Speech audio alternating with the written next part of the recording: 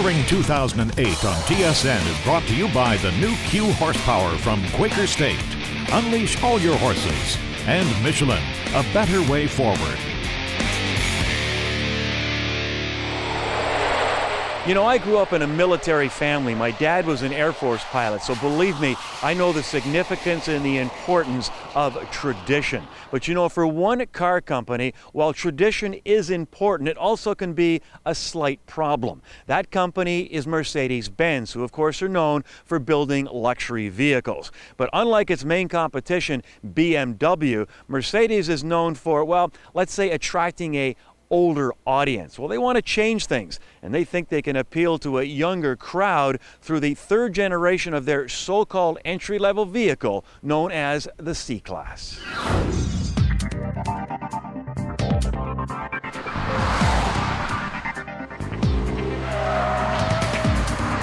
This third generation C-Class launched in 2007 as a 2008 model year. It's always been extremely successful. It always has been our largest volume in Canada. We sold 22,000 units of the last generation C-Class. So all in all, we're very, very enthusiastic about launching this generation because we think it's going to even be more successful.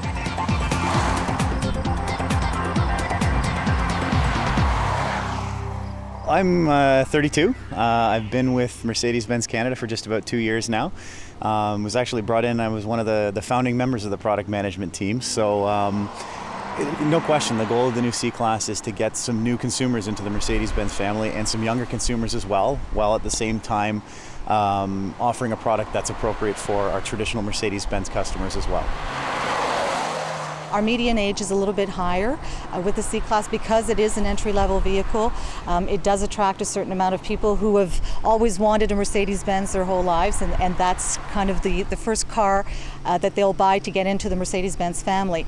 But with the new C-Class, we're really trying to go out there and reach a new customer base, younger, female, male, and we think we've got the right recipe to attract the right buyers. I think Mercedes' image is a little bit muddied right now, and there's a bunch of factors for that. One is the whole merger of equals with Chrysler that turned into a merger of catastrophes. That distracted the company from its core brand function. The second thing is nobody in Stuttgart, I believe, ever expected BMW to come on as strong as it has in the last 15 years or so. Nobody in Stuttgart ever believed that BMW would be the #1 premium brand in the world by sales. So these things have shaken, I think, Mercedes a little bit to look at what the guys down in Munich are doing, and that is going in a much more sporty direction. That and pushing hard on the design front so that the look of the car has a much more standout look. It's not bland at all.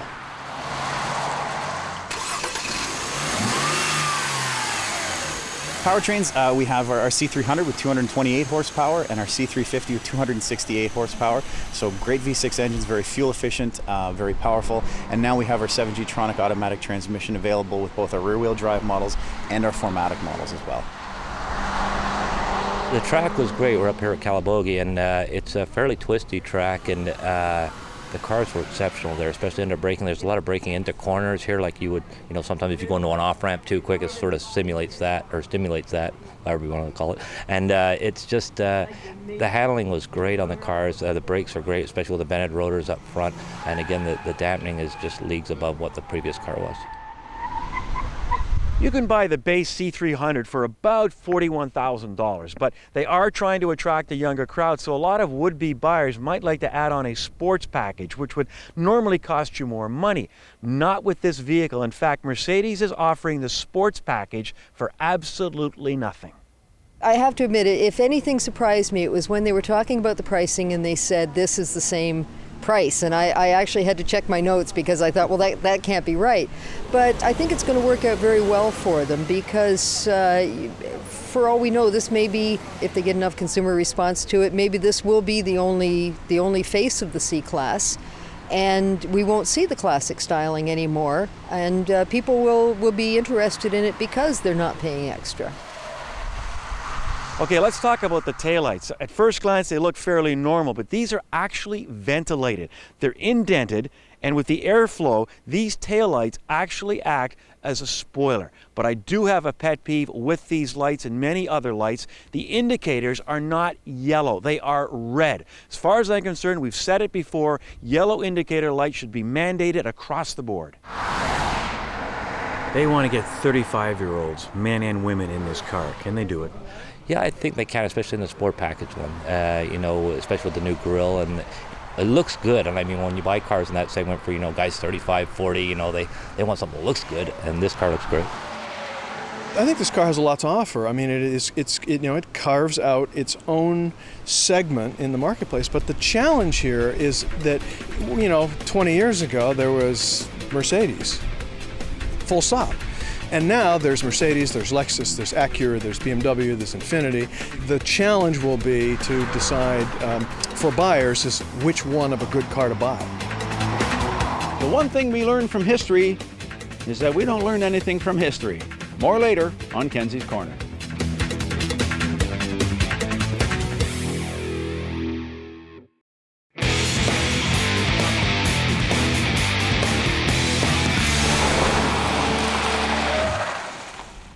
The crossover market is growing at an alarming rate, as is the diversity of product. Everything from Buick to this new Mazda CX-9, a 7-seat offering that has a decidedly sporty bent.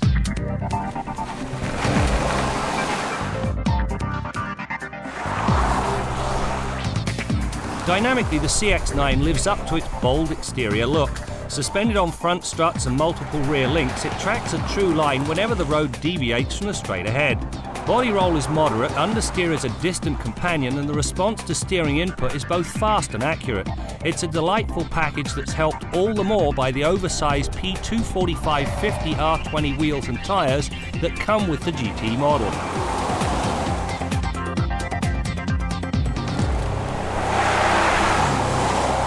One of the highlights of the CX-9 has to do with this two-tone interior.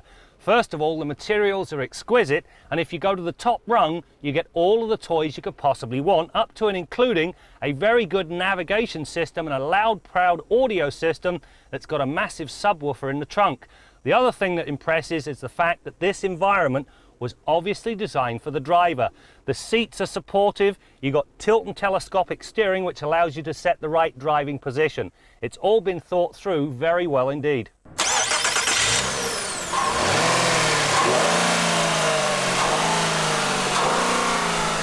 The 2008 CX-9 is powered by a new 3.7-litre V6 that pushes 273 horsepower and 270 pound-feet of torque at 4,250 RPM. The twin-cam design, which includes variable valve timing, spreads the power out over a broad range and is good enough to put 100 kilometers an hour on the clock in 8 seconds. Power aside, much of the credit goes to the 6-speed automatic transmission. First gear gives an enthusiastic launch, the next 3 gears keep the urgency going, the top 2 gears bring quiet, comfortable cruising. The one place the CX-9 doesn't work so well is this third row. You've got plenty of legroom, however, if you're over 4 feet tall, sitting like this qualifies as cruel and unusual punishment by any standard. The power is directed to the front or all 4 wheels. Of the 2, it is the latter that's the better route. Using a variety of sensors, the system automatically apportions the torque to the wheels with the best traction. The computer-controlled coupling can send up to 50% of the drive to the rear wheels when needed. It's a balanced system that remains transparent to the driver, which when all's said and done is the hallmark of a decent design. The other drawback is that if you do use the third row, you end up with very little cargo space, and it's limited to about the top of the seat because of the rake of the rear window. However, if you forget about the third row seat, fold it flat, you've now got enough space for you, 4 riders, and all of the luggage. The other disappointment, this back glass should open independently of the tailgate. That would make the loading process so much easier. When it comes to safety, the CX-9 is up to snuff. Along with a suite of airbags comes anti-lock brakes and electronic stability control. The brakes deliver crisp 40-metre stops from 100k, while the stability control system not only tames any wayward tendency, it steps in if a rollover is imminent. By measuring the roll angle and rate of change, it backs out of the gas and applies the right brake to keep the CX9 shiny side up. This new CX9 is a very nice car, especially if you like your cars on the sporty side. It's got plenty of power, one of the nicest interiors in the segment, and it handles like the dickens, but therein lies the rub. The ride is firm and it can get noisy. The moral of the story?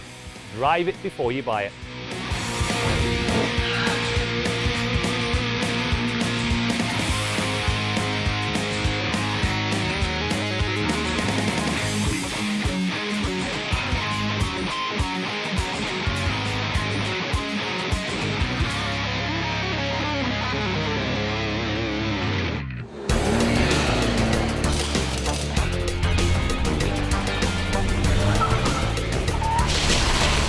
Michelin, a better way forward. Along with winning, the goal of motor racing is to develop technology that will trickle down to our street vehicles. The results of that strategy were showcased at the recent Canadian stop of the American Le Mans Series. These vehicles that we have, the Audi R8, the Porsche GT3, and the Corvette, they are all a perfect example of how the competitors, the manufacturers that race in the American Le Mans Series, Porsche, Audi, Corvette, can develop technology, and the speed at which that technology transfers itself into the cars that we're going to be driving tomorrow. Our logo or tagline for racing is really, we race to learn and then we race to win. And what is our takeaway at the end of the day is really what we've learned from the tires and the cars and the tracks that we're at. So in terms of performance, in terms of handling, but also in terms of wear. American Le Mans is an endurance series, so endurance becomes a very big part of the strategy of the teams in order to go as long as they can on the tire. What we do is we walk away with a lot of data we get from our teams and from the engineers that are assigned. Each team that we work with gets an engineer, and that engineer comes back with data that we then bring back to Greenville, bring back to our head office, and we go through. We look at the tires, we see how the tires wear. And in that data, then it helps us improve when we're out there, producing consumer tires, making tires last longer, keeping their performance rate up, keeping their handling, grip. All of that learning is then crafted, and then that helps us understand the consumer needs and also how to apply those consumer needs to the tire of the future. It is a perfect example of how technology learned in racing really improves our street cars, and that process happens faster and faster. What you just experienced might show up on a car next year.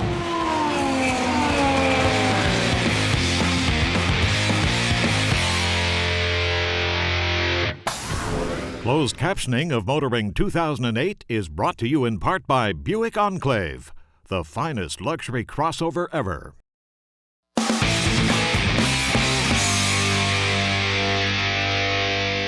I've always said what the world doesn't need is another silver car. But when was the last time you saw a Mercedes-Benz that wasn't silver or black? And I asked Mercedes-Benz about this. The new C-Class they hope will attract a younger audience. Why not come out with a more variety of colors? Well, Mercedes said, we've got lots of colors, but our traditional buyer likes silver or black. Well, again, they're hoping to break with tradition with the new C-Class. Maybe that will also include the selection of color. All right, let's head to the Quaker State Garage and join Bill Gardiner. Well, it's time to wrap up our long-term test on the Toyota Tundra pickup. Really enjoyed this truck. We're just over 7,000 K, and it's got to get back to Toyota Canada in one piece and before 8,000 K. Now, a couple of things we really liked about the truck. Number one, powertrain is fantastic in this vehicle. The 5.7 V8 oodles of power, great drivability, very quiet. I'd like to see maybe a little bit more of an exhaust note to it along the lines of the Dodge Hemi pickups, but that's a small point, and the aftermarket can take care of you if that's your wish. One other thing I'd like to see would be display on the dash. They have a display when you override the transmission and put it in the manual mode. It actually shows you what gear it's in. It's got a 6-speed automatic in this particular model. When you override it, it will display what gear it's actually in. When it's in drive in the auto mode, it just displays a green D for drive. Like to see them put that display on. Obviously the information's there and easy to work with. Big differential in this truck, a real heavy-duty diff. The powertrain is really husky. The likelihood of anyone ever having trouble in the powertrain with this vehicle, very low. One thing I would like to see as well would be a backup sentry or an alarm system when you're backing up. Our last tester, the Titan, had it. Now any truck that's got a tailgate as high as this, as big a truck as this, when you're backing up, it's easy to lose a small vehicle behind it, and I got kind of spoiled having that backup alarm. One thing the Toyota does have, the Tundra does have, is tire pressure monitoring as standard equipment. Transmitters in each wheel, and the vehicle powertrain control module can monitor tire pressure and alert you to the fact you've got an underinflated tire, and that's a standard equipment feature. Great idea. The truck's been really good. I like the ride, I like the handling, and the fuel economy has gotten appreciably better. When Graham had the truck at the outset, he averaged 23.4 liters per 100K. He was absolutely freaked out about how bad the fuel economy was. Now, you got to remember that he was driving it hard through the pylons and doing his acceleration tests. My driving is a little bit easier, fairly light duty and lots of highway, taking it easy on the throttle. We're getting 16.4 liters per 100 kilometers now, which is appreciably better, and that accounts for driving habits and the fact that the engine is fully broken in now. And you know, another point to be made is my usage is mostly bulky stuff and fairly light duty. I don't haul a lot of weight. Every once in a while I'll tow a vehicle. This truck's probably more truck than I need to do my job, and that's one thing you want to be careful when you're buying a truck, that you don't under or over buy in terms of the engine and powertrain on your vehicle and the overall size of the vehicle. It's really been an enjoyable truck, and until next week, I'm Bill Gardiner for Motoring 2008.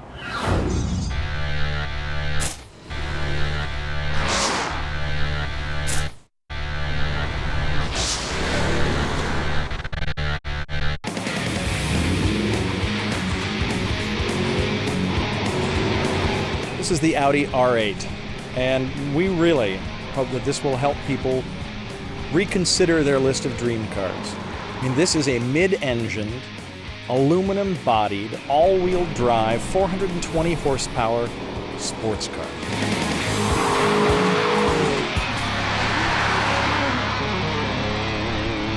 The most successful LMP1 race car is the Audi R8. That's where this car gets its name from, to celebrate that success of motorsports and to really bring it to customers that they can experience a car of this caliber, but in their daily drive.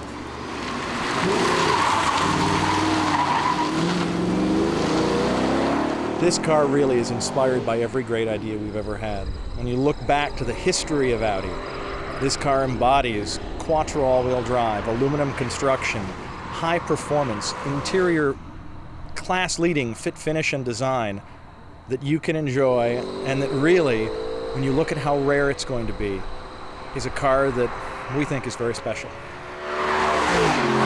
It was incredible to drive, to tell you the truth. It really was a sophisticated drive. I mean, it was something where you almost expected the Lamborghini roots to be sort of visceral and really hard to drive, kind of an Italian flavor to it. And there's a little bit of it in the handling, because the back end will get out on you and it'll play with you quite a bit. But it's so refined inside that it really is more luxury car, quiet than I expected. Each day there are just over 20 built in the world. They're built in Neckarsulm, Germany, which is one of our production plants, by Audi's arm that makes limited edition cars called Quattro GmbH. This car is built in a facility where there are only 3 robots. It's predominantly hand-built. When you're looking at cars between 120 and 150,000, I mean, a lot of cars at that price range look like a lot of other cars in that price range. So it's, especially the Porsche 911. I mean, that's a big gun that everyone's aiming for, and I think this one's hit it pretty well.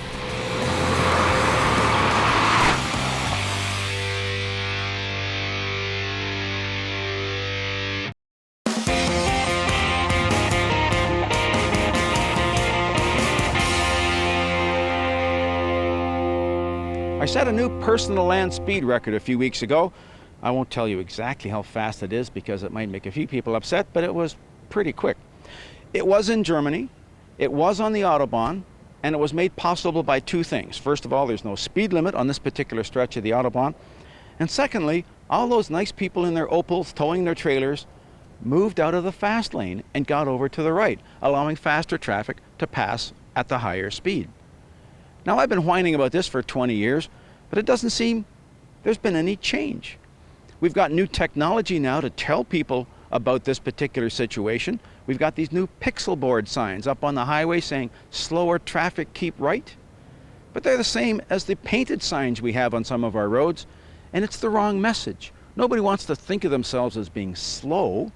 The signs should read, all traffic keep right except to pass. If you're not passing somebody, you should be in the rightmost lane.